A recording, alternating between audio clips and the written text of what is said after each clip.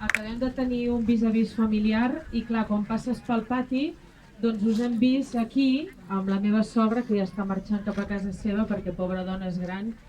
i el meu pare que des d'aquí li agraïm que s'hagi desviat de la ruta li ha dit papa no podem marxar sense donar gràcies a tota aquesta gent perquè nosaltres estàvem a dins però vosaltres esteu aquí fora però també esteu amb els de dins. Estem a 25 d'agost, des del 4 de juliol de l'estiu passat que vam venir aquí, ara des de finals de juny,